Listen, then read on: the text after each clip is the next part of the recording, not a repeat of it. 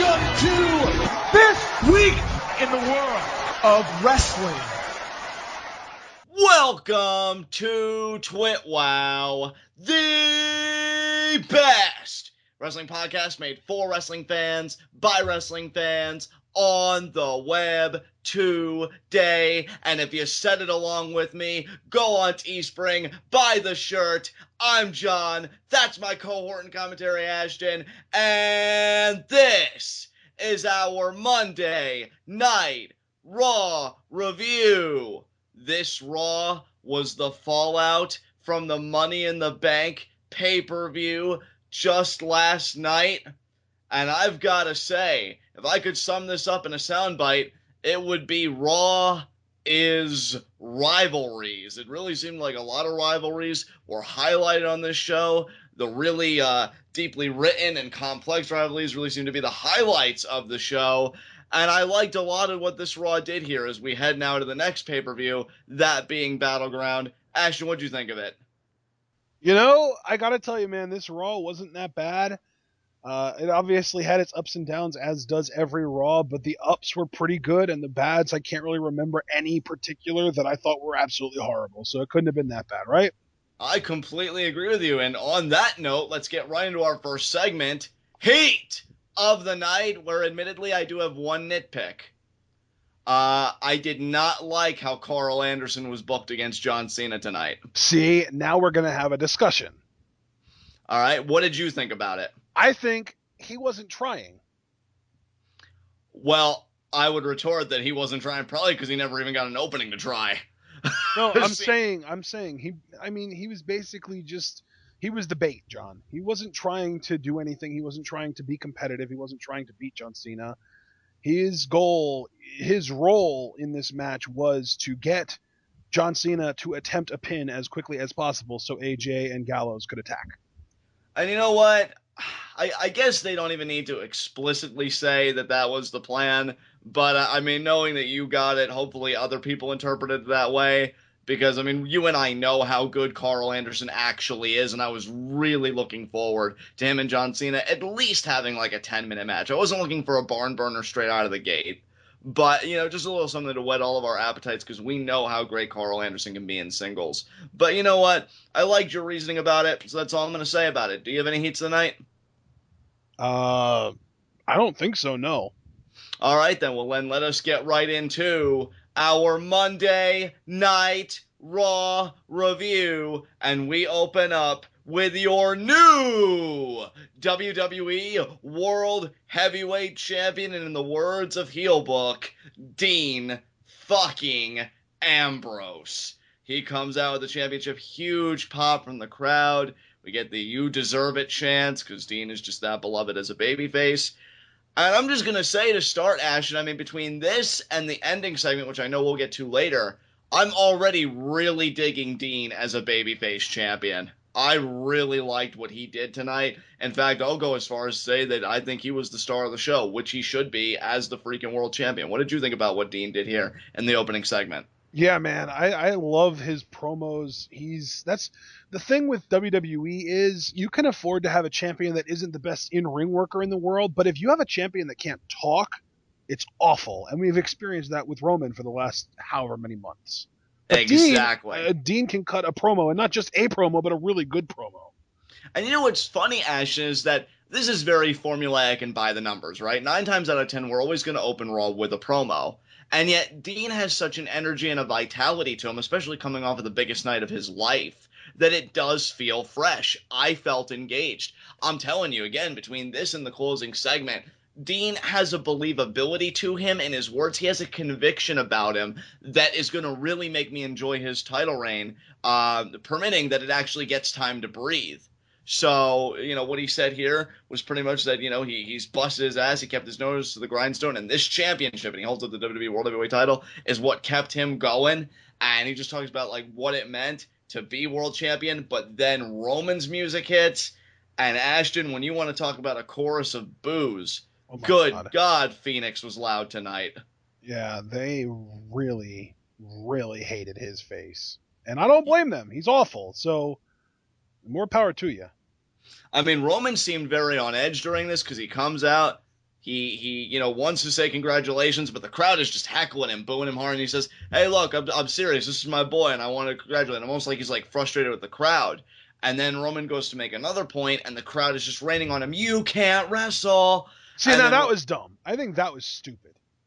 Because I do think Roman can work. I think his in-ring work is actually strong. It's just I hate that he's a babyface. That's always been our argument on TWitWoW for as long as we've been making it, So I agree with you. That definitely was nonsensical.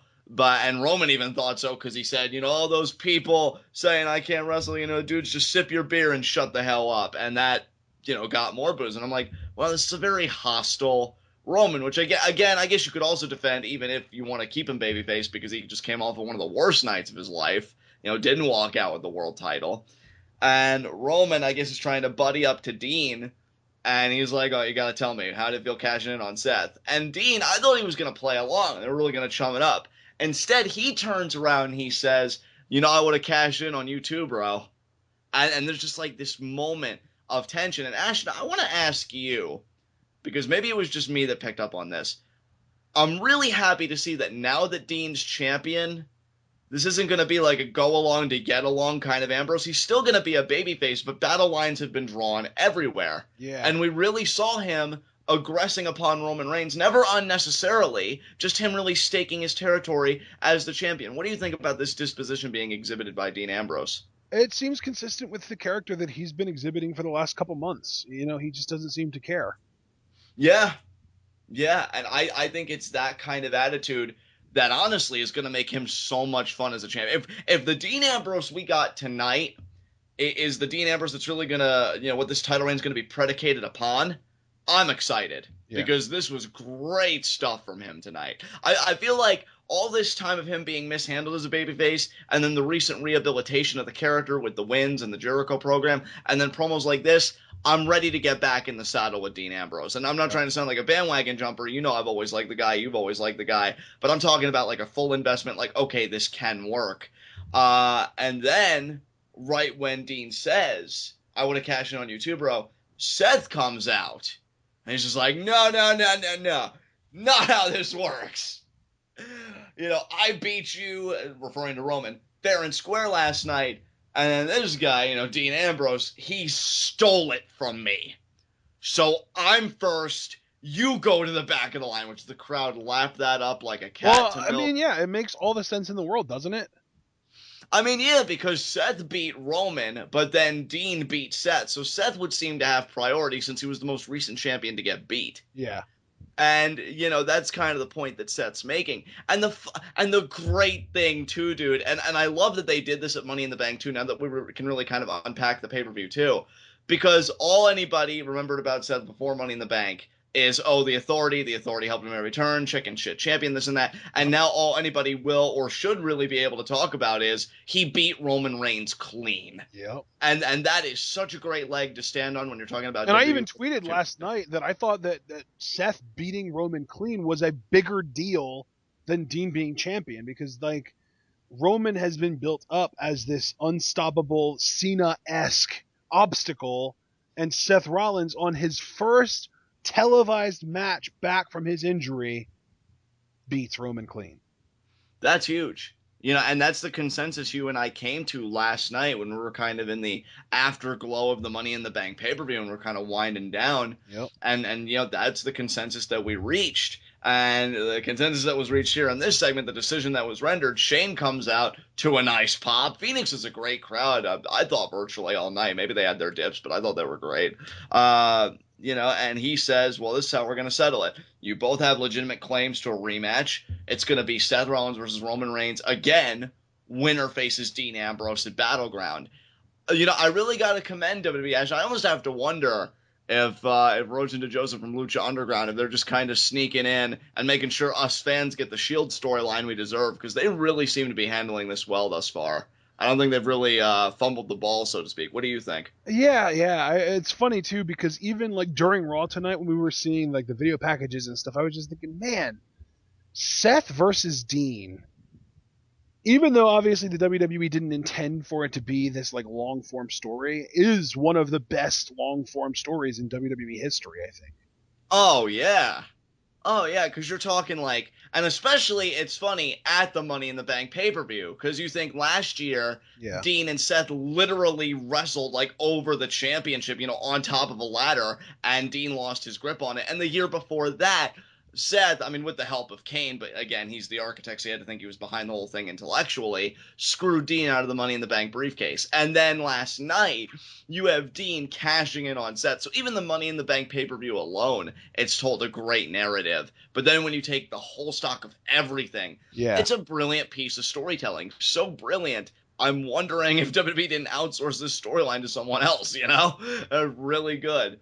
So, yeah, we get Rollins and Reigns for the main event of tonight's Raw. Winner faces Ambrose at Battleground. Ashton, do you have any comments you want to afford this? No, I don't. I mean, this match was. I was disappointed that they went this direction. Let me just put it that way. I thought that it would have been a lot better if we would have just said, okay, Seth, you get the title shot. Roman, sorry, bad luck. But obviously, it wasn't going to happen. I mean, the thing, and mostly the reason it was going to happen is because Roman technically does still have a rematch clause, right? Right. So, yeah, I get that. But, yeah, I mean, the whole thing with Seth Rollins is he actually has a complaint, a justifiable complaint that he can make. Exactly. Because Seth Rollins beat Roman Reigns while looking him right in the face at Money in the Bank. The whole match, if you even want to call it that, between Ambrose and Seth Rollins last night started with Seth getting just smacked right in the face with the Money in the Bank briefcase from behind by Ambrose. He just turned around and he saw it. So, wasn't a legitimate match. And that was the argument Seth was making. So, yeah, I definitely think Seth has a greater leg to stand on than Roman, certainly. But that rematch clause, it can be a pesky thing. So there you go. Yeah, exactly. Roman is technically owed a rematch with Seth, so it makes sense that we would have that exact thing happen tonight. Right. So now, let's move on. Up next, we had Sami Zayn versus Kevin Owens. And this was a solid match. These guys truly do hate each other. I love it. We need an undercard feud like this. Yeah. With the main event scene being what it is, and these are two of the best guys to do it. And with no titles involved, I think that's really key. Yeah, that's an excellent point, Ashton. Excellent point, because we just need more of this.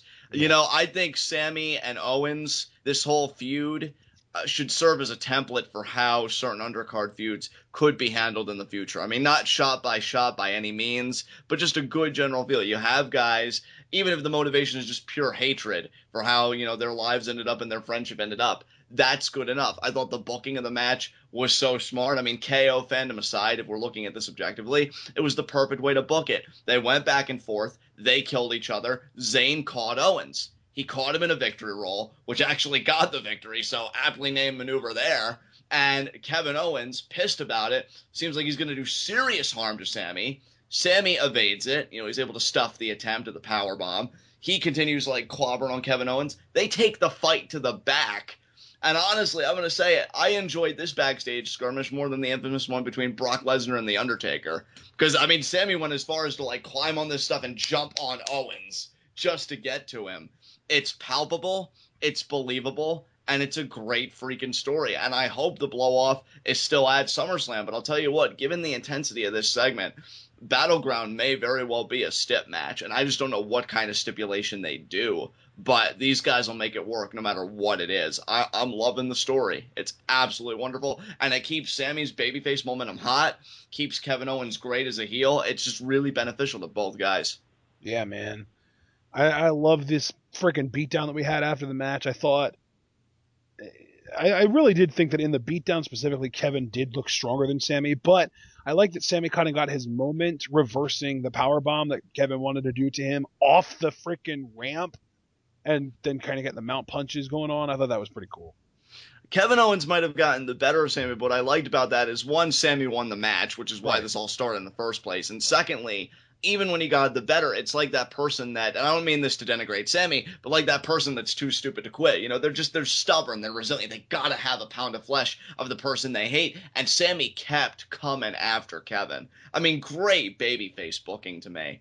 So, yeah, this was excellently handled. I love this. Yeah, man. Yeah. All right. Up next, though, we had a big announcement that the draft for the brand extension will be happening on July 19th. I believe it was Brian Alvarez who predicted it would be the 11th, but no, it is the 19th. And yeah, and you guys know that we're going to have our fantasy draft, right around the corner. I cannot wait to do that. That's going to be so much fun. And I mean, yeah, not really much to talk about here, Ashton. We just got a date. I know you and I both. We gave extended thoughts on the draft and SmackDown going live in a commentary, with that exact title, SmackDown going live in the draft. Check that out as well on the TWitWoW channel. And anything you want to say here? Yeah, I think this is going to push our fantasy draft / mock draft video back a week. Yeah. Because we were originally planning on it happening on July, I believe, 8th. And now it's going to end up being the 15th. Right. So just wanted to kind of get that out there for people listening. Looking forward to that, and I know I am too.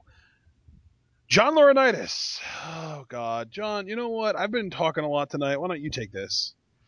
All right, John Laurinaitis comes out, and he pretty much jockeys for the position of GM of SmackDown like, Teddy Long did the preceding week, and, people have, like a revolving door. Ashton even said, wasn't it on the last Raw TWitWoW or the second to last Raw TWitWoW that you said Johnny Ace would be next? It was the last one, because remember, my sort of preemptive heat of the night was if they would bring back the anonymous Raw GM. And I said, they're going to bring back Johnny, so at the very least they could bring back Vicky as well, because then we'd at least have somebody with charisma. Exactly. Oh, boy. So, yeah. John Laurinaitis is campaigning. Shane cuts it off. And then, and Shane says, well, I'll be running SmackDown. Johnny Ace goes to the Raw podium. And he's like, oh, well, people power on Raw. And then Shane, again, just shuts that down. He's like, no, dude, that's not happening. Get out of here.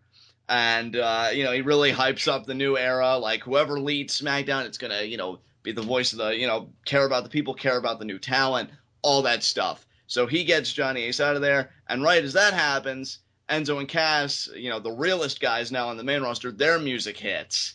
And huge pop again from Phoenix. And, them and Shane, they have a little moment where Enzo's doing this whole thing where he seems to be hyped up on speed, and Shane does his signature dance. So great energy just in the entrance alone. I really enjoyed it. Shane excuses himself. Enzo and Cass then cut a promo on John Laurinaitis, pretty much saying that, he's got to get out of the way because it is about the new era. And in the new era, there's only one word to describe him, and they do soft. And then we get a match with the Vaudevillains here. Yeah, we get this match, but, I mean, you say it's a match, it really didn't feel like much of a match. This is a pretty quick, I would say, borderline squash. I would agree with that. Yeah, it wasn't really, the Vaudevillains really didn't put up much of a fight at all. Yeah, now that the Vaudevillains are out of the tag title picture, I would advise everybody to just get ready for the Vaudevillain stock to really dip. Maybe quite steeply fall, actually. Yeah, exactly. Yeah, because I really don't see where you go from here with a gimmick like that. And this is coming from a fan of the guys, keep in mind. Right. I just think, teams like American Alpha and others are imminent, and they're just going to take whatever spotlight the Vaudevillains have left away from them. Yeah, Enzo and Cass get the win with the Bada Boom Shakalaka. I would just prefer if on TWitWoW we just call it the Bada Boom. Is that good? That works. Agreeable? Yeah. All right, good. So, yeah, they win with the Bada Boom. And, given what we got in the tag title picture tonight, which we'll get to later, I mean, Ashton, maybe...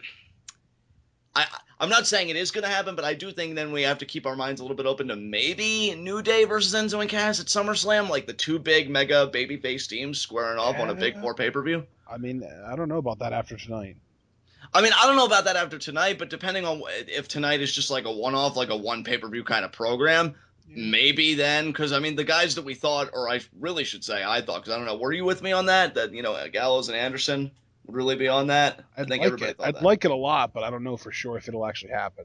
I'm just saying, like, that's what you and I thought they were going to do, and then it was really quite a misdirection, an interesting misdirection. But yeah, given that misdirection, now I've got a question. Well, maybe Enzo and Cass can get back in the title picture in time for SummerSlam. But regardless, I will make this prediction. I do think Enzo and Cass will be tag team champions, maybe even by the end of the year. I just think they're so hot. I don't. No, I don't. I don't think they'll hold the titles at all this year. I think that if they do win the tag titles anytime in the near future, it's going to be early 2017. Right. Okay. Okay. I just think they're so white hot, and I know in NXT they were white hot too, and they kept getting denied, so it's not necessarily a basis for anything. But I would really like to think that they're so white hot that they just can't be denied those titles. A lot like Dean Ambrose with the world title. Like, I just think it's inevitable. We thought that about Sasha too, huh? Well, and we'll talk about that later too, because we may not have to cash out on that just yet. Yeah, in a year, dude. Yeah, I know, but I mean, we'll talk about it when we get there. But anything else you want to say about this? Say about the Vaudevillains cast match? No, I don't. Let's move on. AJ Styles. What'd you think of this? I loved it. I thought that this was actually probably AJ Styles' personal best promo of his WWE run, honestly. I love the snark of it. Yeah. It was just so disingenuous. It was glorious. Oh, you could tell, like, he that smile was just dripping even while he was quote-unquote chastising Gallows and Anderson. And it could have been very interesting narratively for him to be legitimately upset and throw down the gauntlet, but that would clash with the heel character. Exactly, yep. And I mean, even if you weren't quite sure, oh, is he, isn't he, what's going on here, all you had to do was watch the Money in the Bank fallout that they had up online, and he was celebrating with the club. So he obviously wasn't angry about what they did. Exactly. And, then John Cena comes out, and I gotta tell you, bro, and I'm curious what you thought, because I know you've been big on Cena's work since he's come back. I thought yet another promo that was just straight fire. I enjoyed it. I'm no longer eye-rolling at Cena's promos, because I feel like he's just keeping it straight. Yeah. Playing it straight, I should say, and, just telling AJ like it is. I'm really liking this John Cena. Yeah, he's been really, really on a roll recently. It actually almost, and I want to emphasize almost, makes the prospect of a Roman Reigns John Cena feud, even if it is for the title, far more palatable. Well, yeah, because Cena would be the clear-cut face in that match now. Absolutely, and if he talks to Roman Reigns anywhere near like he's been talking to AJ... Yeah, spitting that honest truth. Yeah, like if he spits fire, dude, that's where the money in this feud's going to come from when it happens. And you've been saying WrestleMania 33, so I'm just going along with the ride for you there, because that's your big prediction of the year. Well, really more 2017, but you get my point. I mean, dude, at this rate, we're getting the Shield triple threat at Battleground, so that's not going to happen at SummerSlam. Roman Cena might happen at SummerSlam, and then that gives the WWE the ability to do Roman Lesnar 2 at WrestleMania, and then they can do the Cena Taker match that they've been wanting to do for a couple years now. Yeah, it really seems like WWE is like hot-shotting a lot of things, and it just begs the question. Like, for example, I'll frame it to you this way. They said that Money in the Bank 2 matches, AJ and Cena and Roman and Seth, were WrestleMania worthy. Well, my retort to that is, if that's WrestleMania worthy and we're getting into Money in the Bank, what do you have in store for the actual WrestleMania? And that's what I think people are going to be asking a lot of. Yeah, I think there's a very good chance that if Cena beats AJ at Battleground, which I think everyone's expecting that will happen, I think there's a very distinct possibility that we will get Cena Roman at either SummerSlam or Survivor Series. I'd say no later than Survivor Series, possibly at SummerSlam. I hate the idea of SummerSlam only because I really want to see this title reign of Dean's breathe. Like, I want to give it at least 3 to 4 months. I'm not asking for a ridiculous CM Punk-esque reign. Far from it. Like, Roman got 3 months, and I feel like he was able to do a bit with it, even though it was universally loathed, at least judging by crowd reactions. But, at least give Dean that much, just to really see, like, can we return to this place of him being world champion in the future, or was it a failed experiment? I'm very confident it'll be the former, but just let the title reign breathe just a little bit. Yeah, honestly, dude, I hadn't even thought about this before, but and they brought this up on commentary tonight. There's a very distinct possibility that these 3 guys won't all be on the same show by SummerSlam. And I'm really thinking that they won't be on the same show. So, yeah, and see, that could be another reason for the hot-shotting of Styles, Cena, and this and that. I don't even know who it was, and maybe we watched that person together, but I know I heard somebody say that we may only get 2 Styles Cena matches, and in fact it might have been a good mic work, because I know we watch him, and then say like the draft, they get split up and they don't meet each other again for a full year at least, and that's crazy to think about, because I don't think that's far-fetched at all. No, I do think that's very possible, And you got to think the same way with the Shield. I could see, Dean going one place. Maybe because at least 2 of the Shield members will be on the same show, minimum. Well, it's a guarantee that 2 exactly will be. Yeah. So, you figure, like, how is it all going to shake out? And what are they going to do with that on that particular show? So a lot of interesting questions about the top prospects in WWE right now. I'm thinking Dean will end up on a show by himself, and then Seth and Roman will end up on probably Raw, if I had to guess, and Dean will be on SmackDown, and then they'll just have Dean keep the current title, and that'll be the SmackDown Championship, and then they'll crown a new champion on Raw that Seth will probably end up winning.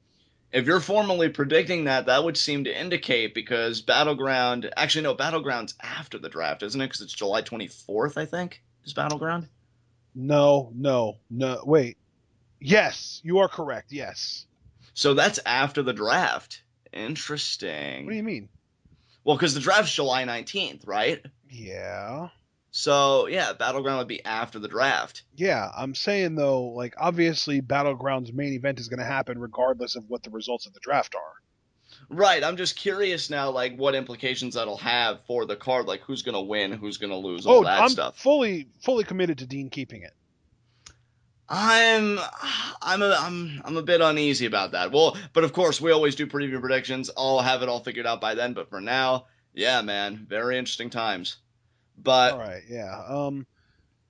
How did we get here? Weren't we just talking about AJ? Yeah, we were talking about AJ, Cena, and the club. Cena then comes out. Of course, he spits that fire, like I said, like, oh, you're only doing this apology. Oh, yeah, the fantasy booking. We were talking about different possibilities of matches involving Shield members. Exactly. And Cena spits the fire. He says, you're only doing this because you don't want to admit that you may not be as good as you think you are. And you're just trying to save face with the cheap win that you got, because if it was a fair fight, I'd knock all of your teeth down your throats. And, it just goes on and on. AJ says, you can have your pick of a club member. Cena says it doesn't matter because it's always going to be 1 versus 3 every time. And AJ says, no, I'm a man of my word. You're going to face Carl Anderson. And, Carl Anderson's going to show you that you're not as good as you think you are. This leads us to our Cena and Carl Anderson matchup. Not really much to say, Ashton, because really what this was all about was the post-match, because Cena dominated, and the first cover he made in the match after an attitude adjustment, AJ and Gallows pounced. Anderson recovered. They hit the Magic Killer, and then Styles hit the Styles Clash on Cena, so the club stands tall over Cena yet again. Yeah. Get used to it, or don't get used to it, rather. Don't get used to it, boys, because Cena's getting that win back, brother. Yeah, you know it, man. So what came after this? A JoJo interview with Seth Rollins. What'd you think about Seth here? Dude, Seth, when he cuts these fiery promos and he talks about, I carried the company on my back and that's why my knee buckled and I never lost the championship and all that stuff, the fact that he's still trying to get heel heat is ridiculous. Yeah. Because aren't heels supposed to be, by their very nature, bullshitters? Well, yeah, and not only that, but they're also, they're supposed to cheat. They're supposed to have little integrity, and that's all not describing Seth. Seth basically never cheats anymore. Right? He can't cheat. He doesn't have the authority behind him, and even then, it's like you could argue, oh, well, he runs away from Roman, but I feel like Roman is more aggressive, and that kind of makes him feel more heelish. Yeah, it makes him heelish and it makes him oafish. Like, if Seth being more intellectual, more cerebral, makes him heel, I think that sends a very negative message. You know what I mean? Because when they finally met face to face, Seth did it. Seth did exactly what he told Michael Cole he was going to do. That's be 2 steps ahead of Roman Reigns. He was so many steps ahead of him, he beat him clean. Like, I don't know, man. I don't know how anybody can conceivably hate Seth Rollins when he's speaking truth, and then he backs it up the way he did at Money in the Bank. That wasn't a cheap victory. That was a definitive victory. Yeah. For God's sakes, the man countered a spear into a pedigree. Like, what more do you want from the guy? I just think it's foolish to have this pretense that, oh, he's a bad guy. He's not a bad guy. He's a guy with fire in his stomach because he feels he was robbed. Welcome to the world, people. You'll see a lot of people like that. Yep. I don't know. Good shit, man. Good shit. Bingo. All right, what came after this? Renee Young interviewed Becky Lynch, and I thought that this delivery on Becky Lynch's part was absolutely phenomenal. Oh, thank God. I didn't know where that was going, honestly. I'm like, I wonder what he thought about it. Because I'll tell you, between that and the Fallout video on WWE's YouTube that Becky did, man, I felt for her. Oh my God, she is a phenomenal babyface. You know, you almost got to feel bad for her that Sasha Banks is a thing, because if she wasn't, Becky would be running this place. Yeah, And, I mean, after tonight, I feel like we have 3 really strong babyface females on the WWE's main roster because, I mean, Sasha and Becky are given. Paige got a surprisingly strong reaction tonight too, though, and I would toss her into that mix as well. Absolutely. And meanwhile, Bayley's just waiting in the shadows, rubbing her hands together, waiting to muck it all up. Because I think she'll do really well when she comes to the main roster. But for now, I mean, you want to talk about holding on the fort. Becky and Sasha particularly, because I just wonder if Phoenix is a really marquee crowd for Paige, or if that, you know, could be a consistent reaction in the weeks ahead, depending on how Paige is used. I hope she would be used after, you know, what she did tonight. Yeah. But, yeah, Becky, though, dude, is so freaking good. Like she plays emotional underdog better than I think any female we've ever seen in WWE history. Oh my goodness, yeah. It's really gotten to the point, dude, and I know, like, you and I just holding down the fort of Sasha Banks fandom, BX Girl, HS, you know, big Sasha Banks fan, but I gotta say, like, I almost wish Becky's run would come first, because I know Sasha can be champion. She's always been booked as a very competent competitor, very credible competitor in my eyes. I don't think she's still lost a one-on-one match since coming to the main roster. That's just how ridiculous everything is. But Becky is just so good at being so sympathetic. I need to know for myself as a fan that she can do it. Like, I want to take that journey with her. I want to take that sigh of relief with her that, okay, I climbed the mountain, I did it. Like, she's just that good. And Becky Lynch is the Daniel Bryan of the women's division. Perfectly said. And from that point, we can go to what happened next, and that's Natalya taking a cheap shot. This bitch. At least we can hate her legitimately now. And you just keep saying that to yourself. That doesn't make me hate her any less. I know, and it shouldn't. Pile that hate on. It'll only help her in the long run. You know, she says, I'm finally going to start caring about me. Hope that answers your question, Beck. And then she walks off, and I'm just like, God. It's not Beck, it's Bex. Yeah, well, she's X. healed. Yeah. Well, you know, she's healed, and she axed off everybody that cared about her, and she axed off letters too, apparently. So there you go. But she didn't X off any letters. She added letters. She went from an X to a CKS, or just a CK. Oh, I thought it was. Oh, I thought when you said Bex, it was CKS. That's my mistake, because she did say Beck, and yeah. But she went from BEX to BECK. Well, there you go. Natalya making things more complicated than they need to be. What a heel. Still better than the flatulence gimmick. Is it, though? Maybe. I don't know. I don't know either. Up next, though, let's move on. Baron Corbin taking on Zack Ryder. So fucking good. I love Baron Corbin. When did he get this good? Has he always been this good? We've always been big fans of his. I think he's amazing. Dude, I'm just going to say right now, because I think the mock draft is going to be mainly like talking about picks and doing the scheme, but I'm just going to say as a general statement, when SmackDown gets its own world championship, the 3 guys that need to have a run in my mind, Kevin Owens, obviously, because I could see him going to SmackDown. Rusev, and I really had a great conversation with Cal Star about Rusev today on Twitter. Shout out to you, bro. It was great. We talked about how criminally underrated still seems to be, you know, should be a main event talent. And Baron Corbin. I mean, holy mother of God, this guy is so good. I love that he suckered Zack Ryder in. Oh, wait, I'm in pain. And then, bam, he does, you know, what you've been saying. Best work punches in the WWE. I love the physicality. I love that he's showing off more agility. Like, just sliding into the ring when somebody tries to Irish whip him, and then he comes back around, and then, bam! Huge lariat. Like, Baron Corbin, I thought he was excellent in NXT. I think he's only gotten better on the main roster to me. I mean, what do you think? Yeah, man. He's actually, I agree with you. He has. He's like a freaking, he almost has to be a freaking sponge, just absorbing all of the information, because the rate of growth that this guy has taken, and I'm not even talking like actual height growth, I'm talking like mental growth, like the ability that he has gained to tell stories and to be convincing, and just, he's so good. I know there are people that have come around on Baron Corbin, so I'm not speaking to a large section of people, but I know there are still detractors out there. I don't know how you Really? could detract when you get. Yeah, I've still seen him, dude. I've still seen him, and I don't know how you could be a detractor with the performances he's given lately. He had a great outing with Ziggler at Money in the Bank. I think their best match in the feud, and then tonight actually has an entertaining squash match against Zack Ryder. Yeah, I mean, good stuff. And Zack Ryder, to his credit, I don't know if there's a story going on with him, because here's the thing, even though Zack Ryder's losing and I'm still laughing, he's getting on TV, which is more than what he could have said, a few months ago. Yeah. This has all come from his Intercontinental Championship win at WrestleMania.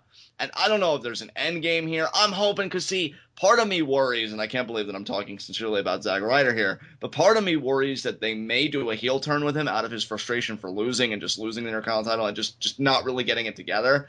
I hope they don't turn him heel, because I do think the crowd connection he has is strong, especially when he is properly promoted and, booked strong and, has stories and whatever. Crowd can really get behind him. So I'm hoping that's not the end game as a heel turn. But I'm just wondering if they're going to do anything with him, or if he's just there as just another body to work with the more interesting products, so to speak, at the moment, the more interesting competitors, that being Baron Corbin in this case. Exactly. So regardless, Corbin wins with the end of days, and honestly, dude, we were itching for it in NXT for him to win the title there. I just want Baron Corbin to carry around a championship and just bring credibility to it. Like, Rusev's doing fine with the U.S. title. Miz is a great Intercontinental champion, so maybe wait for a title change. I dig an Apollo Crews Baron Corbin feud on the main roster. That'd be good. I mean, you put a title on him. I don't know. Just sooner or later, Corbin's going to be doing something huge. I feel it. I don't know, man. I mean, we've seen it in NXT before. I don't really need to see it again, especially because freaking Corbin wouldn't win anything. Hey, just one example, man, in a kingdom of millions when you're as good as Baron Corbin is. I mean, just take your pick. Take your Baron pick. Corbin versus Kalisto. I wouldn't be surprised if next year we got Baron Corbin Cena. Like, I just feel this guy is going to do everything. Yeah. Really. So, there you go. And Cena is literally everything, because once you've gotten to him, there's nothing else left for you to do. And you've been saying that for years, and it still holds true today, so there you go. All right, up next, we had recap of the WWE's shenanigans in China. We got to see Cena speaking Mandarin for a little bit, just kind of that hardcore representative of the WWE, and we got to see the first ever Chinese signing of the WWE. Yeah, what are you thinking about all this, Ashton? Because it's really been making the rounds with the press. Do you have any thoughts on it? Well, that's a massive market over there, man. So if the WWE manages to penetrate that market, that's huge for them. Oh my goodness, the network numbers, which I've heard is already strong in their liking. I even read something recently that long term, WWE is going to make a shit ton of money, according to one analyst. Over the network, they really see it exploding, and having the Chinese market, I think, is going to do huge. As far as the actual prospect that got signed, that's why we have NXT. Going to be very curious how that works out. And you figure with all the press and everything they got, much like when the Japanese talents like Hideo and Asuka come in, they're probably going to give the prospect a lot of time, a lot of attention. They really want this to be a successful project, and I hope they succeed. It just seems like a great opportunity for them, so we'll see what happens. Yeah. Up next, we had the first Wyatt family mention. We had a little bit of a vignette of them, specifically Bray talking, and then Michael Cole just straight up said, "They're returning tonight, guys." I kind of wish it would have been more of a surprise. Yeah, I was really thinking it was going to be one of those spontaneous kind of returns. Like, from what I understand, somebody in the, I don't know what department it would be, but somebody accidentally showed the Wyatt's Titantron. I forget if it was at the show live and somebody brought it up, or if it was on the network or something like that. But somebody messed up somewhere and showed the Wyatts, and it kind of gave away that they're returning. So I guess the WWE just kind of said, people know about it already, screw it, let's just let everybody know about it. Yeah, there have been slip-ups lately. I mean, between that and the 7th Money in the Bank ladder match participant that got leaked out, originally supposed to be Kalisto. Like, yep. Whoever's doing it, get your shit together. But yeah. Get it together, person. But yeah, good vignette. I'm not really going to talk much about it, seeing as we got the return on the same night. So yeah, Yeah, I we'll liked talk it. about the actual return when we get to it. Yeah. Which up next we had a Renee Young interview with Paige, and this was weird. Like, I felt like they were having audio problems all night, and I think it came out its worst in this segment because Paige just started talking and the mic cut out briefly, and then it seemed like the mic volume was turned up really loud because there was a lot of like distortion because Paige was peaking when she was screaming. And she basically was yelling at Renee because Renee wasn't looking at her, I guess, because she was distracted by Charlotte and Dana Brooke, who were off camera. Yeah, Charlotte and Dana Brooke. Charlotte trying to get service on her phone. Paige says, typical, always have to have the spotlight on you. They hype up the women's championship match. Paige reminding Charlotte, this is my house. I'm going to win that championship. The belt's going to look great with me. Charlotte more or less says, that's not going to happen. And, I'm just glad that we're getting this match because, again, it's coherent. It's consistent. It's just, Paige got the win. Therefore, Paige gets a title shot. Keep it simple, stupid. So I really like this. Yeah, man, that doesn't happen nearly enough. And I will say, though, I don't think that it needs to start happening more frequently, but when I say that, I'm specifically talking about people beating champions in non-title matches. Oh, I completely agree with you there. There are far more sophisticated and well-crafted setups. I mean, again, just look at Lucha Underground and how they do things. But, just this idea of being logically consistent, following up on stories, they don't do it enough, which is why I think it's almost an obligation on our part to really heap praise on it when they do it, because it should be a commonplace thing, but unfortunately it isn't. Yeah. All right, so now we get to the match. Paige versus Charlotte. We got in-ring announcements and everything. They really tried to make a big deal out of this, and it ended up being kind of your typical Charlotte title defense. Paige pulled Charlotte out of the ring relatively early, and Paige went after Dana, and then because she was distracted with Dana, Charlotte hit Paige. And then we got like a little pose down with Charlotte and Dana. And then in the match itself, we got a couple pretty cool spots. The one specifically that I want to talk about, Paige went for a superplex, and Charlotte countered with a gourd buster and then hit a moonsault. So we got to see the elusive Charlotte moonsault in this match, which is pretty cool. Yeah, she really isn't like her father. She actually hit a top rope maneuver. Yeah, anytime Ric Flair went to the top rope, you knew that he was getting crotched. Yeah, I think there was only one time he actually hit it, and that was, I want to say... against Orton, wasn't it? No, I think it was against Carlito for the Intercontinental title. I want to say that was Unforgiven 06, but I'm not sure. I was going to say 05, dang it. No, you know what? I think it was 07. It was 07, my mistake. Oh, you're just getting further away from my guess. But, Paige hit a rampage, though, on Charlotte, and she probably would have had it won, but, Dana Brooke. Yeah, Dana Brooke putting Charlotte's foot on the rope. Kind of, sort of, eventually, after failing to do so multiple times. Oh, Dana, best protege ever, my ass. Why do you keep saying that? Did anyone at any point ever call her the best protege ever? She called herself the best protege ever, apparently, in the post-match of Money in the Bank when they were celebrating. So I'm just choosing to heckle her because I'm an asshole. But yeah, it looked like... You're not. I mean, you are an asshole, but that's not because of this.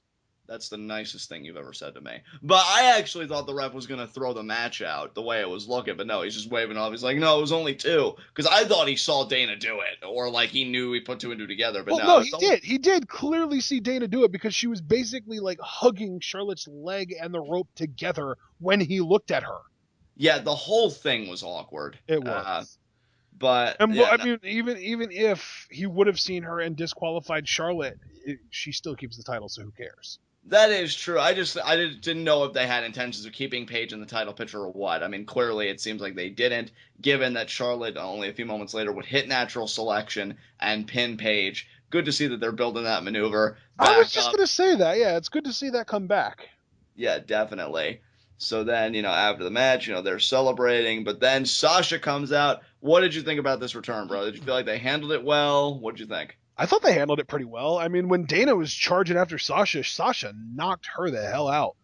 Yeah, that was wonderful. Yeah, and then Sasha gets in the ring, goes after Charlotte. And yeah. Dana came back and attacked Sasha. And then Paige attacked Dana, and then Sasha and Paige cleared the ring. Yeah, which was nice. I feel like it kept, Paige in focus. Like, we didn't want to make her immediately irrelevant after competing in a women's championship match. Well, and then she was made irrelevant by playing second fiddle to Sasha because she held her hand up and watched her pose with the title. That is true. That is true. So really, in essence, if Paige is going to do that, honestly, I would have loved, like, she knocked Dana out like she did, because I thought that was a great moment. Charges, gets the bank statement, the full bank statement, not just the inverted lung blower. Charlotte taps out, and then Sasha poses with the title, and, like, that's the image we go off on. Did we watch different episodes of Raw? Why do you say that? I didn't see her do the full bank statement. That's what I'm saying. She would have done the full bank statement because she only got the inverted lung blower. She only got the backbreaker. She didn't lock in submission. I'm sorry. I misinterpreted what you were saying. My bad. No, it's cool, man. I'm just saying, like, I would have liked the whole thing. Charlotte taps out, and then Sasha poses with the belt. That's how I would have done it. Because Paige, I don't really know what... I mean, unless it's just kind of like the nod, since Paige was so hot with this crowd. Like, just her giving the nod to Sasha, which is fine. But yeah, I just didn't really. It seemed unnecessary to me. So this was the women's equivalent to Daniel Bryan saying about how awesome Roman is last year. Yeah. Oh man. Up next, speaking of Roman, segue. JoJo interviews Roman here, and Roman, being the dick that he is, cuts JoJo off before she has a chance to finish the questions she was about to ask him. God, people like Roman almost make me not take pride in being a scumbag. Almost, but yeah. And then Roman's just like, tonight, I'm just going to be the guy who beats Seth Rollins. I just want you to be heel so bad, and then I want him to follow it up with, and these people in Phoenix, those opinions, it's irrelevant. Just walks off. But we didn't get that. No, it's just he's still doing even though he doesn't have the title. Now he's just the guy that beat Seth Rollins. So what? You're just the guy and everything now? The guy that went to ShopRite. The guy that bought milk for 99 cents. Like, wow. I want those milk prices, please. Yeah, they're never going to happen. This is all going to hell. But, wow. Oh, I'm sorry for speaking truth. To deflate the balloon, John. But yeah, Roman, I just feel like he's gonna insert the guy in all these like situations just so he can feel important, because he feels so lost without being in the main event or being the champion. The guy who happened to take Zack Ryder's head off. I'm gonna be the guy who beat Heath Slater. I'm gonna be the guy in that bathroom stall after losing a bout with Taco Bell. Just like, I don't know, man. Seems like a lot of... I went one-on-one with the new Quesalupa, and I lost. Which rarely happens, but it's God, no, it is relevant. I'll be back. Oh, yeah, it just seems like a lot of hot air to me, but it is what it is. Oh, hot air. Up next, the Wyatt family came out, and they got a huge pop. It was huge. I mean, specifically the jump scare thing, and then they said, Bray said, Phoenix, we're here. And then huge pop. They come out, welcome back chants, and did y'all miss me? And we get a huge yeah back from the crowd. It was pretty cool. And Bray starts talking, but it really doesn't take long for the New Day to cut him off. Yeah, Ashton, I really want to know. I'm going to hand the ball to you, brother. What did you think of all of this? I want to hear all your thoughts on this. In a word, weird. Okay, but like weird in a good way to you, or what? Like really unpack this, man. In multiple words, I thought that this was a very weird, just to fit the original word in there, juxtaposition of gimmicks, because you have the very down-to-earth, very serious Bray Wyatt and the Wyatt family, and then you bring out these cartoons wearing their unicorn horns on their heads, and it's the New Day. Like, I feel like, to me, I want to say it was actually bad weird, just because, like, would Vince have ever put Scotty 2 Hotty in the same ring as The Undertaker? I don't think so, no. That's what I'm saying. Like, it feels like they're diminishing the Wyatt family here. But on that same note, I mean, the New Day are the tippity top of the tag team division. They are probably the single most over babyface act in the WWE right now. So if you want to establish the Wyatts as heels again, I don't really know if there's a better entity to do that against. I would completely agree. I completely agree with you. There is no word about it. I do completely agree with you. You look at the New Day, who's had this ridiculously long title reign, and I want to believe, and to be fair, I want to believe this every time we do this song and dance, that maybe this time the Wyatt family will run roughshod over everybody. And look, not to be weird about it, but I feel like if there ever was a time that they were going to do it, I'm sure you've seen the photo of Bray really getting in shape. Everybody's seen the photo. Like, he's in great shape. We may be seeing a better Bray Wyatt than we've ever seen. Now may very well be the time. Yeah. And, like, I'm just so happy for the New Day. Because, again, they've been tag team champions for so long, and they ran with the division that really, let's be fair, I don't really know how many people would have cared about regarding the main roster. And they've made it exciting. They've made it interesting. And I've been saying, I originally thought that Gallows and Anderson were going to have that distinction. And they still may, to be fair, because we don't know what's going to happen at Battleground. But I've been saying that the New Day deserves a proper send-off for their title reign. They deserve a proper end to it.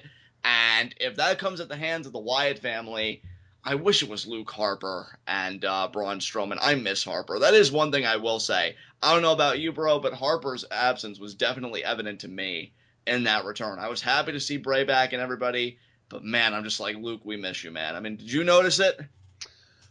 Yeah, I really did. It was funny, too, because I was one of the first people that was like, oh, all these promos, it's getting old. The Wyatt families, they're running their course. It's stop talking and just fight. And now they're back, and all I want to do is hear them talk. Yeah, I think that time apart, even if it was because of injuries, which I would never wish on anybody, of course, but I do think it's a blessing in disguise in the sense of we got to distance ourselves. It feels fresh again now that they're back in the fold. And Xavier's reaction to the Wyatt family could be a very interesting narrative piece because he seemed transfixed by them. Yeah. Walking towards them. And you gotta wonder, is whatever hold the Wyatt family has on Xavier going to be the fall of the New Day's tag title reign? And it's funny I used that verbiage because Bray even said, like, he was laughing when New Day was trying to get in a rhythm with New Day Rocks and all their shtick. Bray was laughing and he says, well, you've done it now, because now that you've come and you've interrupted me and you've started a war with me, that only means one thing. New Day falls. New Day. And there were that people. Was so intense, too. And there were some people, like you were about to say, that were chanting that along with him. Yeah, dude, it was so good. And you know what? I gotta say this. Nothing against the New Day. I'm glad people said it along with the Wyatts, because I think that enhanced the moment. Like, if it didn't click, fine, I guess, because then you could use the excuse, oh, people are creeped out by the Wyatts. They find them eerie. No, the idea that people were saying it with them, actually, and I can't believe I'm saying this, strengthens JBL's whole thing because, oh, Bray's such a charismatic speaker, and you look historically at the power of charismatic speakers. That's his power on display. A really beloved act like the New Day that really is legitimately beloved, because people do say New Day rocks no longer the whole New Day sucks thing.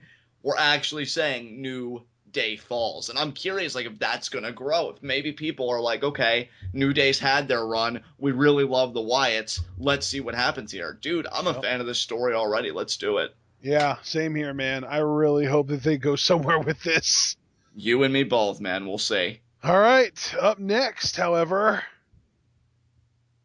we got we're going to make Darren Young great again video package, but it doesn't matter because we still don't have a date, so who cares? You know how, and it finally clicked for me, which just shows you how slow I guess I've been today, but it really clicked for me why this is probably going to be a SmackDown exclusive act, because all the new vignettes show up on SmackDown first. Yep. And then Raw's just the rehash. Yep. So SmackDown's got to be getting the debut because that's where all the new stuff is. So you'd be seeing that first on there, which is fine. Again, like, if SmackDown's really going to be the breeding ground for those undercard talents to really rise up, get a platform of their own and stuff like that, it could be Darren Young's time on SmackDown. Now, I'm not saying he's going to be the SmackDown World Champion, though I never rule out any possibility on TWitWoW, and you guys know that. I do feel like he could do really well in that environment, especially if Bob Backlund is along for the ride. He's going to be accompanying Darren, maybe even cutting promos either for or alongside Darren, because I feel like Darren can talk on his own, at least to a degree. Like, I'm intrigued where this is going to go. I mean, Ashton, let me ask you, because you've always been big on Darren Young. I think you've seen more possibility and promise with him than I did, at least, initially. Do you think he could really do something worthwhile on SmackDown? Like, what do you think his ceiling is? Yeah, if it's don't get me SmackDown? wrong. I don't think he's going to be a world champion. I really don't. Right. And honestly, if he would ever become world champion, I would almost have to be like, oh, so now the WWE is trying to kind of push a gay guy for PR, right? Right. At the end of the day, he's incredibly talented. He's honestly, I think, one of the most underrated workers in the WWE, but he's not a talker at all. So, but all the more reason, though, to have a guy like Backlund. Exactly. Yeah. I mean, I would say Intercontinental title for sure, or US, whatever ends up on SmackDown. And I wouldn't mind seeing him get more featured, like get legitimately like pushed as a real big deal. You know what I mean? Absolutely, dude. Oh my goodness.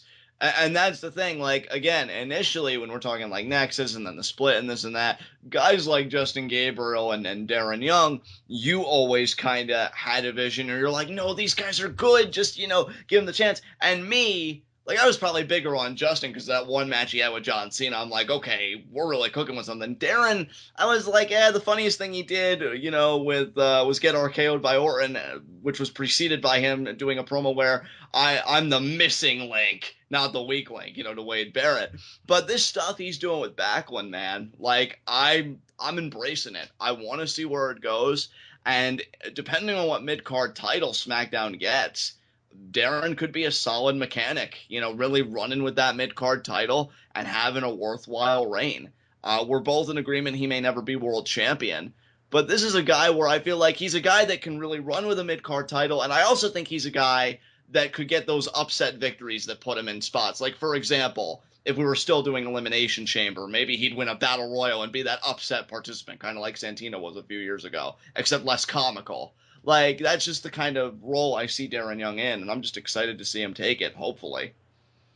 Yeah, man, I completely agree with you. Everything you just said, I'm going to ditto that, and then some. And the thing, too, is, like, I really just kind of hope that this isn't one of those situations where they debut him, he has 2 or 3 matches, and then he gets relegated to main event. Oh, please, no. Like, I really don't want this to be a thing where he debuts, because there's definitely a comical undertone because, how over-the-top Bob Backlund is and stuff like that. I would hate if, like, the debut, he was going against somebody like Baron Corbin, who his stock, like, Darren Young isn't winning that match. Like, I really want this to be, we're making Darren Young great again. I would like the culmination to be the Intercontinental Championship, like, if I had to pick between the 2 titles. I want to see Darren Young, if this gimmick pans out, if it translates well, as a future Intercontinental Champion. Yeah, so there you go. I agree. I think that makes more sense for him than the U.S. title as well. Yeah, there you go. Yeah. All right.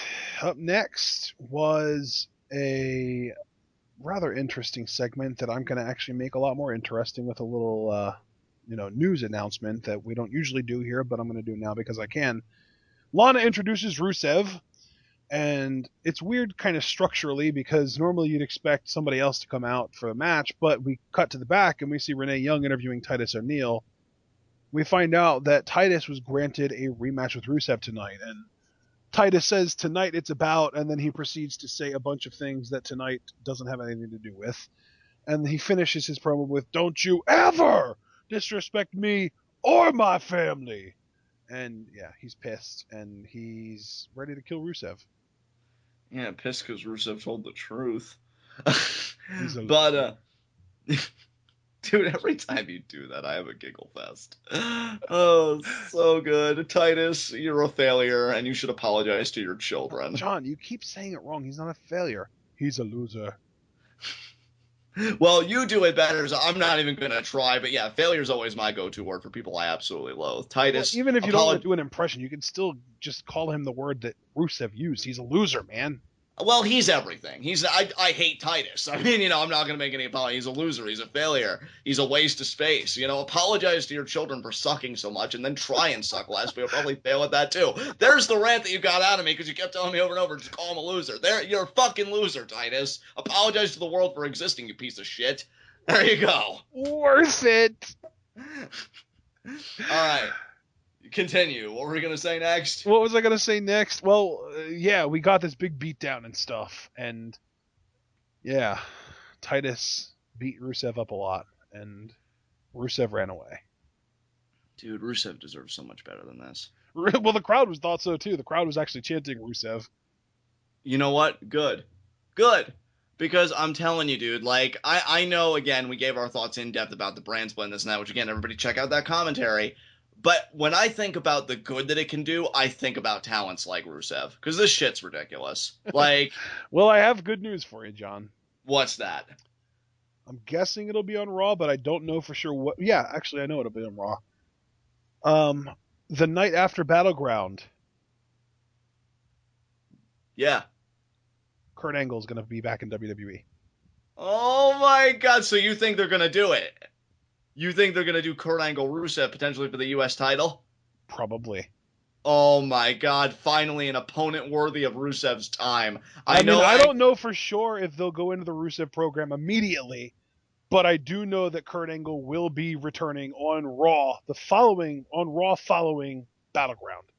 Here's the thing. I know Kurt Angle's older in this and that, so I don't have any notions of, like, Ruthless Aggression era Kurt Angle, but I think he's going to have such a pep in his step being back in a WWE ring that at least his, like, initial program with Rusev and whatever he does afterwards, I think he'll feel rejuvenated, and we may get some really great stuff out of Kurt Angle, and that just makes me even happier for Rusev, because finally, if they do pull the trigger on it, this is purely conjecture, but if they go that route, they're doing it. They're doing it. It's just a matter of whether it's the first thing that Kurt does when he gets back or not.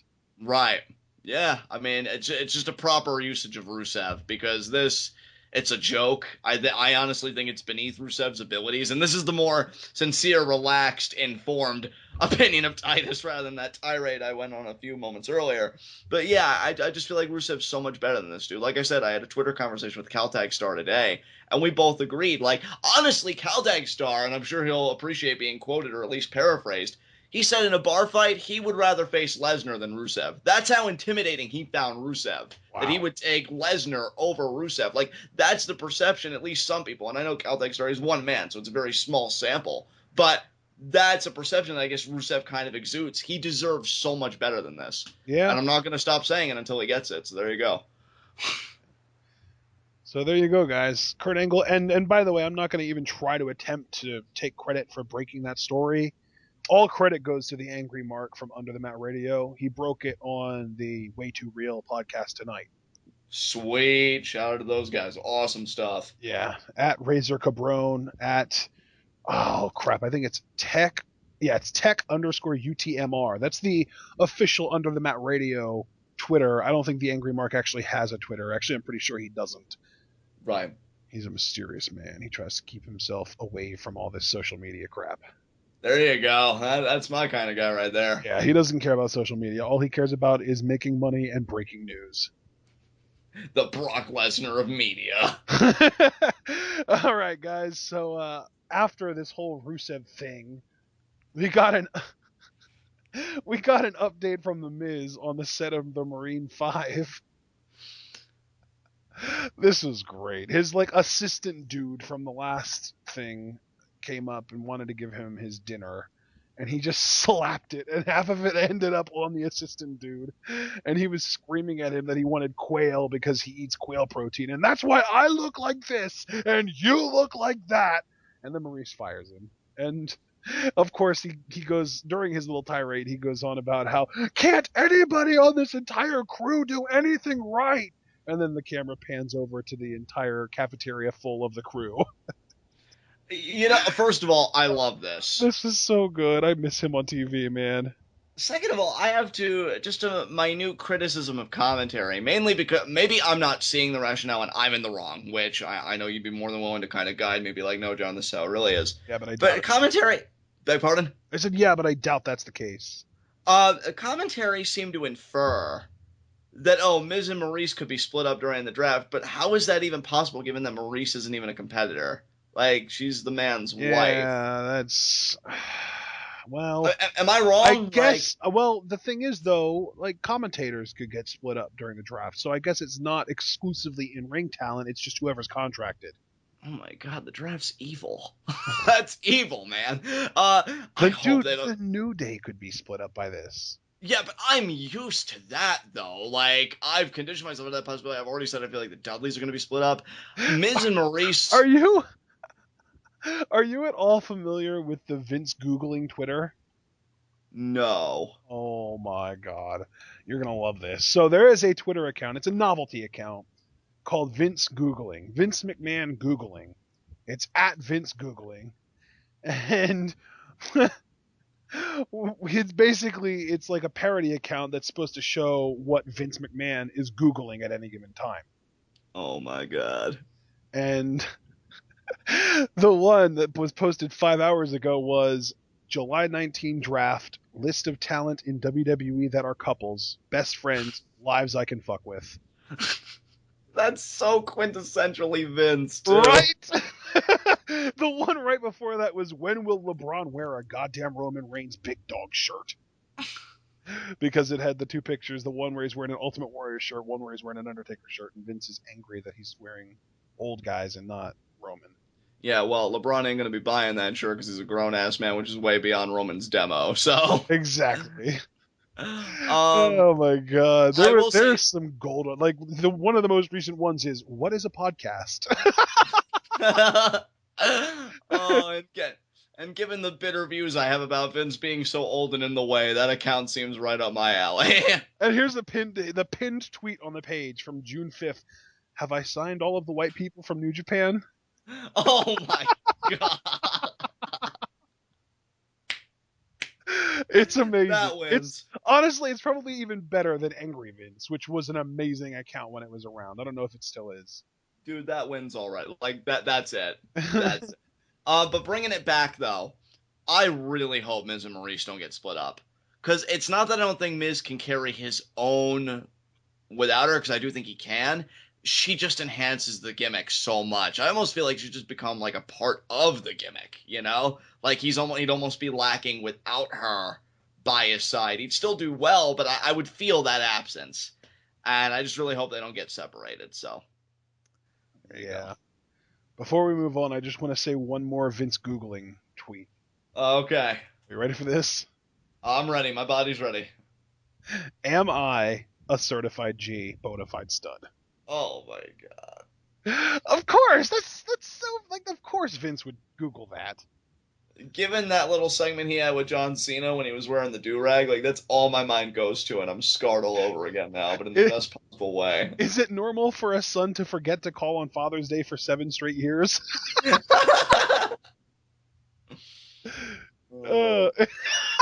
Is New Japan World like WWE Network, but for wrestling? Oh, I love this Twitter account. Guys, you need to go follow Vince Googling. It's amazing. I'm definitely going to when this show's over, believe that. Yeah, I followed him earlier today, and it's amazing. So, to move on, Chris Jericho is in Shane McMahon's office, and he demands a title shot against Ambrose, and Shane's just like, yeah, no, you didn't earn that. You lost to Ambrose at...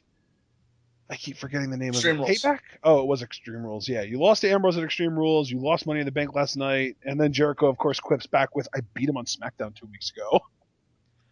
And yeah, Shane's just like, no. And then Jericho's just like, you're such a stupid idiot. And then Shane's like, call me stupid idiot again. And those 69 thumbtacks are going to seem like a day in the park. Got all serious and stuff. And then Jericho's just like all bitter. And because he's literally a 13-year-old child, he says, you know, I'd rather work for 10 Stephanies than one of you. I really hope that whatever brand I got drafted to isn't the one you're running. He's such a petulant child. Dude, I gotta say, first and foremost, just to keep focus at the task at hand, Jericho did fine work here, as did Shane. I'm still liking Shane as a babyface. But I've gotta say, this is how you know you've made successful stars, because in this segment, I was just waiting for Cesaro to cut in and us getting a Cesaro-Jericho match, possibly for SmackDown. Like, we got no Cesaro on this show tonight, and I felt his absence, too, just like I felt Luke Harper's absence in the Wyatt's return. Oh, you know? Wow. Dude, I didn't even... You know what? I admittedly, I didn't feel Cesaro's absence. I mean, now that I think about it, it's like, yeah, I wish he would have been on tonight, but there were only 6 matches on this show. In 3 hours, we got 6 matches. Yeah. And the longest one only went 17 minutes, 26 seconds. No other match on this show was more than 8 minutes, 47 seconds. Right. In an hour, Lucha Underground can match half of that, and they're all quality matches. Yeah, in a third of the time, they have half the matches. Like, that's a mind-boggling statistic to the degree of the United States has 5% of the world's population and 25% of the world's prison population. Exactly. Look at all the education we drop on this show. Yeah, get used to it, people. We take it over. But there were 3 matches on this show that were under 4 minutes. Yeah, holy shit, dude. That's the thing too. Like a Twitter account I follow, I don't know if you follow. I think it's, I want to say at WWE Cult, gives a breakdown of each Raw, like how much wrestling we got on the 3 hours. I think last week clocked in at like 26 minutes and some odd seconds of wrestling. Really? That seems even lower than I would have expected. Yeah, dude, it's not good, my man. But well, this show was in the low 40s. Yeah. So basically, if you watch a 3-hour Raw, a quarter of it is going to be just pure ads, commercials. Right. A third of it is going to be actual wrestling. And the other 2/3 are going to be talking segments. Yeah. Seems like it. Well, and entrances, of course. That doesn't count as in-ring time. Right. That's probably another, like, quarter at least of it. So, yeah, I mean, I was really waiting for Cesaro to come in, make his presence felt, and maybe Cesaro Jericho would be the next program for Battleground, and maybe even SummerSlam, depending on how long they want to take it, but no interruption. That still could happen, because I don't know where Cesaro goes from here, or Jericho for that matter, and I would like a program between those two, but we'll have to wait and see. Yeah, we will. Up next was our main event, Roman versus Seth. I said this in TWitWoW. Roman Seth was a very good match, but the finish was pointless. Yeah, because... It basically just got us to what we were hoping to happen at SummerSlam. But can I just say, even though I agree with your assessment of this entire thing, again, I just really have to emphasize, because it was the first, official night of his reign, Dean Ambrose, I feel like, was the star of this whole thing, and I love Seth to death. When he was in that trance... Oh, speaking of trances, we didn't talk about Xavier Woods' trance earlier, did we? Oh, I did. I mentioned in that segment, I said with his trance, I wonder if that's going to be the downfall of the New Day's title reign. Oh, well, maybe. Yeah, all right, maybe. So let's...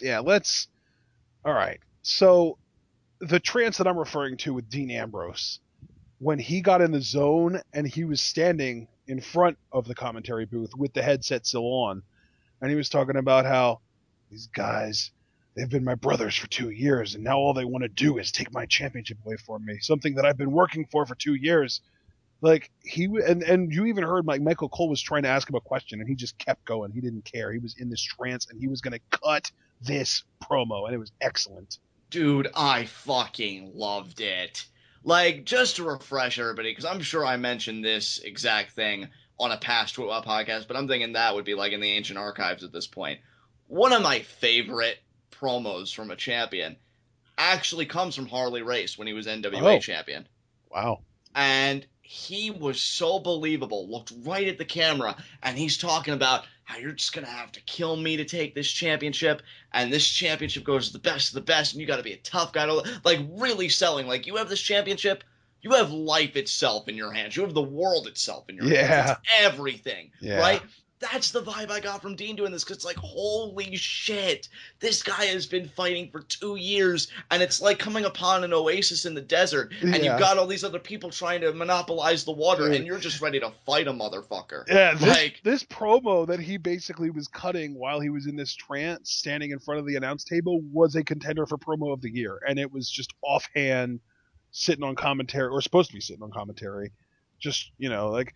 This is the kind of work Dean Ambrose is capable of. This is the kind of work that his title reign needs to be predicated upon. Yeah. Like, I don't even know if you want to call Dean, like, heelish for the behavior he's been exhibiting, or more anti-hero now that he has the belt, because he just doesn't give a fuck about anybody. Yeah. But I love it, and I want more of it. Honestly, it's so good, and I'm having so much fun with it. I honestly don't care to talk labels. Like, I just want it to be a thing. Let's do it. And we are doing it. And I hope we keep doing it because, yeah, this was so Harley Race-esque. I loved it. I'm like, oh my God, that championship is everything. And especially because, you know, we know we're going to get a second-tier title soon with the draft. It's so cool that Dean is doing this with the title because it's had such an exclusivity to it. And now that Dean's got it and he's a part of that club, like, he doesn't want to leave. He doesn't want to turn in his membership card. You're going to have to kill him to do it. Yep. And that's all the more reason why... Please, wrestling gods, do not bitch out Dean Ambrose at Battleground. Because, look, I'm not even a Dean Ambrose mark, but I just love quality wrestling and quality writing, as you do. This is quality. I want to see quality. I swear to Morgan Freeman, if they bitch this guy out at Battleground and either Roman regains the belt or Seth, who, again, I love nothing against him, he takes the belt. You know what, though? I would only accept Seth getting the belt if he pinned Roman to do it. Exactly. Because that would not be bitching Dean out. That would be... Exactly. Create an interesting story that basically effectively eliminates Roman from the title picture completely. I swear, dude. And you know what? Like, I will rant about it. I will make it a heat of the night on the following Raw, even though I know we haven't done that in forever, like having carryovers from pay-per-views. But if they do, after promos like this and the conviction and the desire that Dean has exhibited as champion, making that championship seem like a life and death struggle between everybody in that locker room, and they do one-hit Dean Ambrose at Battleground, you will hear about it from me on the Raw TWitWoW, and I won't give a shit. Like, I will take that time in heat of the night to rip it a new one. I'll do it on live reactions and that show, because just one slot won't be enough. Well, for what it's worth, and we'll talk a lot more about all the changes that are going to be happening on the channel during our 1,000 sub celebration commentary, which will be on Thursday. I do want us to start doing reviews of pay-per-views rather than just live reactions. Oh, I'm rubbing my hands together because if they screw over this man, believe me, we're gonna start that off with a bang. I promise you, because I will not stand for it. I almost feel like I've been ranting now, and I apologize, but like, I'm amped up now. Dude, you're producing gold. Just keep going. No, it would piss me off because again, I'm not a Dean Ambrose mark, but you finally hit the mark, knowing, oh my God, this guy's loved, this guy's a baby, but like. We can do it. And you know what, dude? Something that, and if I don't do it, I'm going to trust you to do it because you're really good about that. I want to keep track of the ratings up until Battleground to see what Dean's done for numbers because I want to see how much he grows them because I do think we'll see growth. But I swear, man, if they bitch this guy out, especially for Roman Reigns, and then Dean would lose again in a rematch at SummerSlam, oh my God, the rage. Like... This was such a good promo. You do not do that. And I'm only ranting this much, guys. And I think you all know this because we have a very intelligent fan base. Because I do see it as a possibility. I hate it. I hate myself for even thinking it. But I just have this really bad gut feeling. And given KO for Money in the Bank 2016, obviously my gut feeling is the most certain thing in the world. You know, it's quite shit, actually. And I'm hoping it's shit again here. Because I have a really bad gut feeling that he is going to be a transitional champion. And I hope not. I really, really hope not. Fuck Roman Reigns. But yeah. Yeah, that's what everyone's thinking at this point, right? You just said what everyone was thinking. You know, and again, I'm sorry for the rant. I'm really appreciative that you gave me like that platform to do it. Well, but and to be clear too, we're not even angry at Roman Reigns, the perform like Joe. Exactly. We're not angry at him. We're angry at the way he's been handled and shoved down our throats, and still to this day refusal to let him be a heel. Dude, the most I've gotten into a Roman Reigns performance post-Shield was last night at Money in the Bank when I believe for a moment he was working heel. Because that's what you should be fucking doing. If he was heel, even if Dean was a transitional champion, I would still have all the salt. Oh, and I would still use the form of pay-per-view reviews to rip everybody's head off. But at least I could breathe a sigh of relief and everyone would be like, okay, we did that, but at least we have heel Roman Reigns. But I can't say that. You can't say that. Nobody can say that because even after all this, after all the proof and everything, he's still being mishandled. I feel like maybe they're just sluggishly getting there with him responding to the crowd hostilely and the aggressions towards Seth at Money in the Bank, but that's not definitive proof. I think that's just more of the confirmation bias that we've been talking about lately with Kevin Owens in the briefcase. You know, I don't want to look for answers. I want to be given the answer. And I just don't think that's going to happen anytime soon. Yeah, exactly.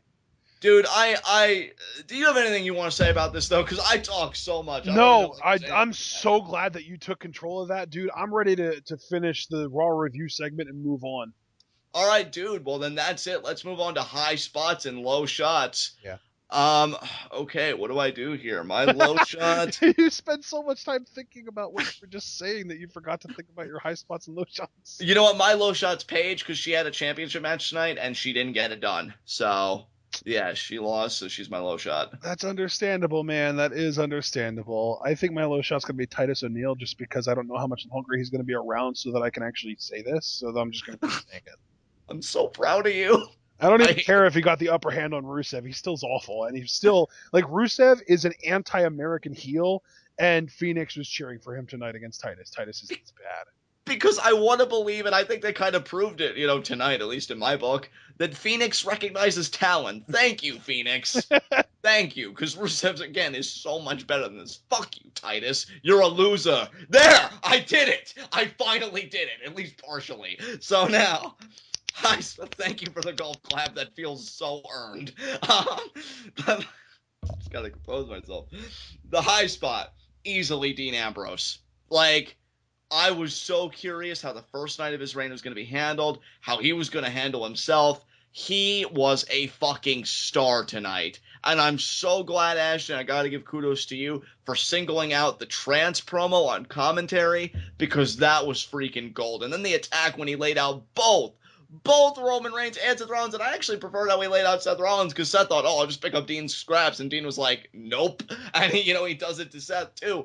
Dean looked so strong the first night as champion, and how you start is important. So I think this title reign's off to the right track, and yeah, he's my high spot, definitely. Yeah.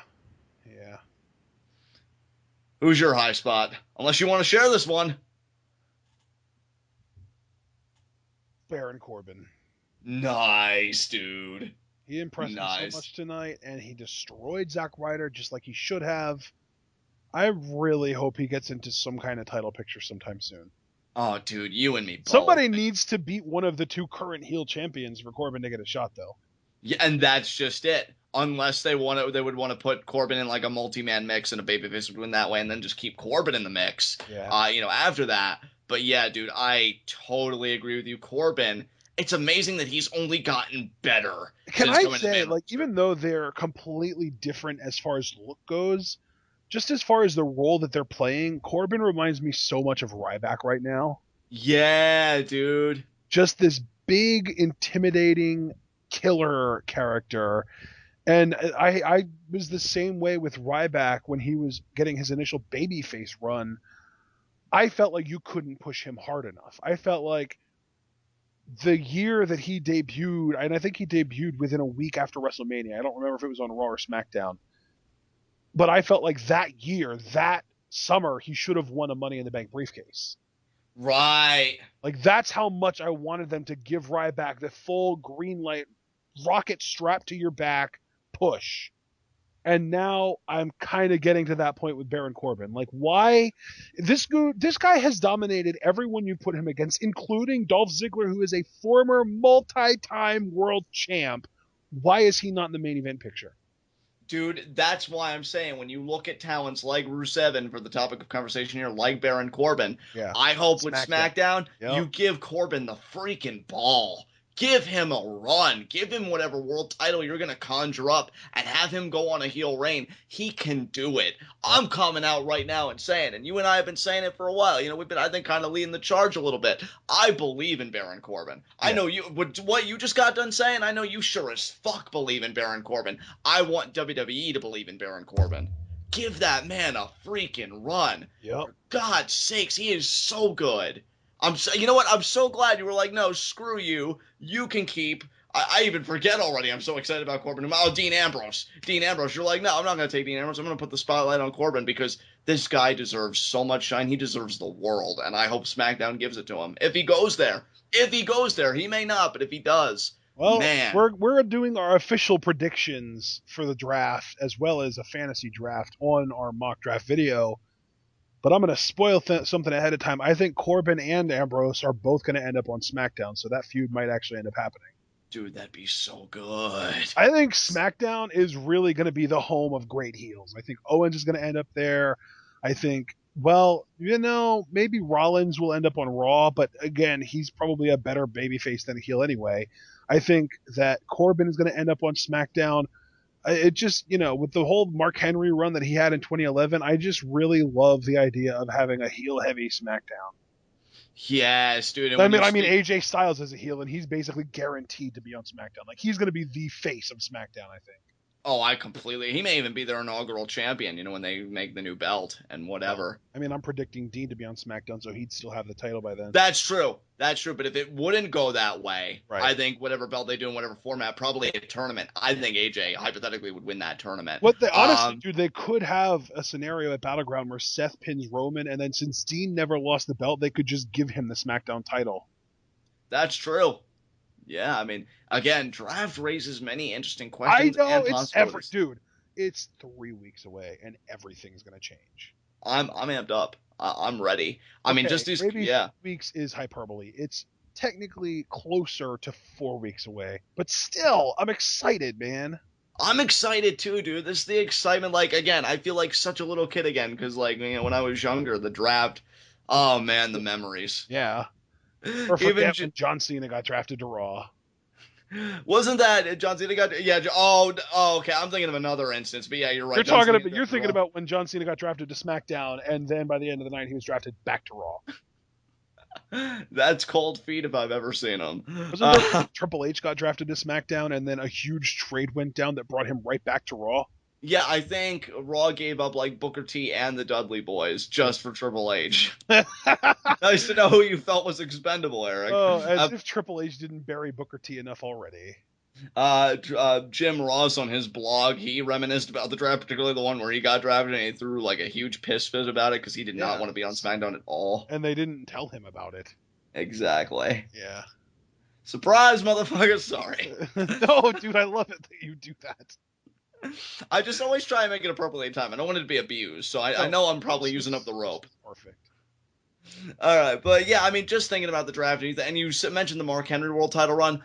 I want Corbin to have an instance of that, where like he gets drafted and a new land of possibility. SmackDown's the perfect platform for him to do that on.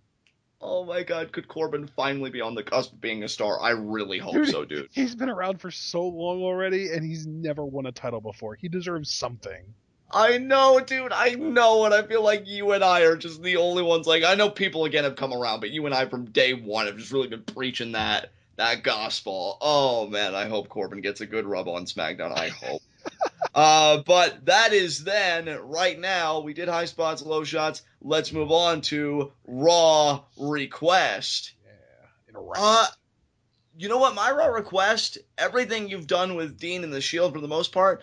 Keep doing that. Keep the interactions. Make it really feel important. Like, I'm just liking what they're doing. So I'm going to say don't fumble the ball on this. And keep Dean convincing and have this strong conviction and just a really credible champion. Keep giving him mic time. That's the perfect way to do it. So, yeah, just keep your handling of Ambrose on point and just keep the handling of this whole program on point. That's my Raw request. Yeah, I can dig that. But I'm gonna have my Raw request. You said keep doing something. I'm going to just stay right in line with that. I'm going to also say keep doing something, but specifically, there were some fairly notable names missing from Raw tonight. Cesaro wasn't there. The Usos weren't around. Apollo Crews, Alberto Del Rio, Sheamus, obviously some of the big older guys like Big Show and Kane and Mark Henry, who aren't always around anyway, but the Dudley Boys, the Lucha Dragons, there was a pretty significant chunk of people that weren't on this Raw. My Raw request is to turn this into a thing. I want the roster rotation to happen, even if it only needs to last until the brand split. Yeah. Yeah, and you know what? You saying that, I don't think WWE would be this clever, but it'd be funny if those absences were deliberate, because maybe they're trying to hint to people like, hey, these people that were absent very well could be on SmackDown. Well, but we know AJ Styles is almost definitely going to be on SmackDown, though. And that's true, and he was a prominent part of Raw tonight, so just an interesting thing to think about. But I do agree with you. You know, absence makes the heart grow fonder. I mentioned how I missed Cesaro. Yeah, I'm sorry. I'm just laughing at the whole AJ situation. We're sorry. I loved Carl Anderson's apology. John, I'm sorry, man. It just sounded so sincere, but he was so full of shit at the same time. I know. I'm so good. I'm so sorry, John. I don't know what to say, man. Can you please forgive me? Oh my goodness. Yeah, that was great. But yeah, I mean, you just don't know, man. I mean, Sasha Banks has expressed interest to be on SmackDown, so who Really? knows? I didn't know that. Is that like a Tumblr thing? Did she post on her Tumblr? No, it was actually like I think it was both in an interview like outside of WWE and actually something for WWE when they were promoting SmackDown going live.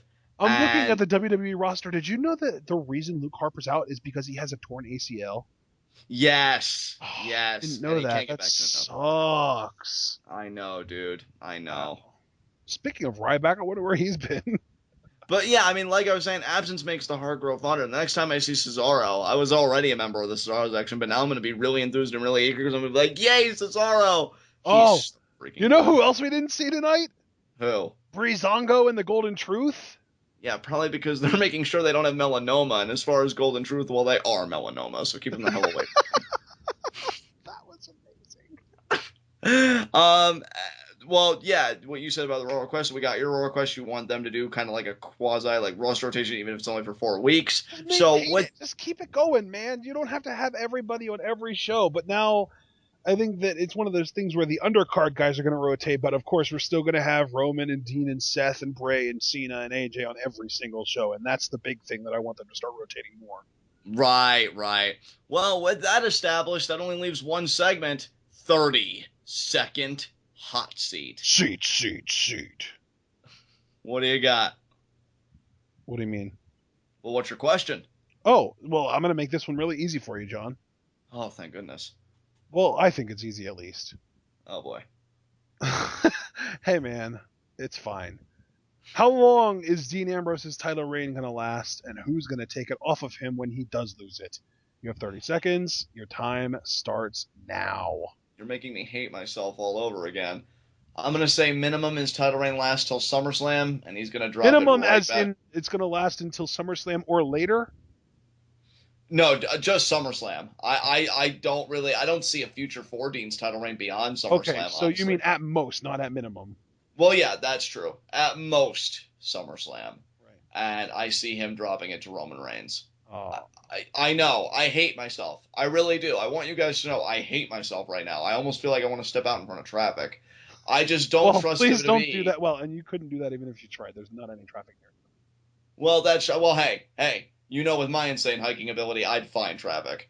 Please. But yeah. Seriously. But yeah, I just don't. Despite how great they're handling the Shield storyline right now, and I think it's just because of years of conditioning, to the contrary, I just don't trust WWE to recognize that they have a good thing. And I think that they're just going to have a knee-jerk reaction. They're going to go into panic mode, and then just, bam, it's over. So I hope I'm wrong, guys. I really do, but that's my honest assessment. He's dropping it at SummerSlam, no later than that, and yeah. I hope you're wrong, too. I hate myself, man. I'm telling you, Dean deserves a good long run with that belt, man. And damn, please don't hate yourself. No, it's just like I wish I You deserve so much better. I wish I had the same conviction in this as I did for something that didn't happen with Kevin Owens as Mr. Money in the Bank. But I can't bring myself to do it. Probably one, because my confidence is shaken because of that colossal failure, and two, because I just know WWE. They're gonna fuck this up, aren't they? Yes. There you go. He said it, and he's the smart one in the group, people. He said they're going to fuck it up. You all heard it. Yeah, clearly I'm the smart one, Mr. Getting published in New York Times. Well, dude, in wrestling. The smart one in wrestling. I'm the snooty guy. Oh, well, I think that's quite pedantic of you. Yes. But, yeah. You sound like that frickin' what's his name? The dude that used to be the Moose's valet guy. I forget his name. Not Stokely Hathaway. Stokely Hathaway. You sound like the way I imagine he sounds like. He probably does because of all that obscene opulence. Oh, poor people. Where I originally came from, you were a delicacy. Oh my god. Soylent Green is people! I don't know what's happening here, but I guarantee you it's better than what WWE's probably envisioning for Ambrose's title reign. So don't say that. I think he'll hold it until at least SummerSlam, meaning he won't lose it before SummerSlam, and if he does lose it, it will be either at or after SummerSlam. Dude, he deserves a big, successful title defense on that pay-per-view, and I just think he's just going to drop it. And then him and Renee are going to go on the WWE Network together and hold each other and cry. That I don't disagree with. With that said, bro, are there any concluding remarks really about anything we talked about so much this episode? Is there any concluding remarks? Because it was a 3-hour show, so no, I don't have anything to add. All right, guys. With that said, this has been Raw. This has been TWitWoW, the best wrestling podcast made for wrestling fans, by wrestling fans, on the web today. And again, if you say it along with me, go on Teespring, get the shirt. I'm John. That's my cohort and commentary, Ashton. Guys, be sure to comment and subscribe on YouTube. Hey, man, that's already covered in the freaking background image. Yeah. Everything is already covered on the background, and if that background gets any more sentient, I will be out of a job, but I don't have to do that outro anymore, and you already know the question because it's the 30-second hot seat, and I'm going to be very interested in this one because, guys, and I really want this conversation to happen down in the comments, what is your diagnosis of the Dean Ambrose title reign? How long is it going to last? When's he going to drop it? Who's he going to drop it to? We can add that there because I said Roman Reigns. Just give me all your thoughts on the reign of Ambrose. And you know what? Yeah, I don't even have to do all the other stuff because again, it's on the background. So we will see you again for Lucha Underground live reactions, followed by our Lucha Underground review, where this smart motherfucker knew that Gift of the Gods 3 was a thing, and it begins with Daga versus Masquerita Sagrada. Tune in and peace out.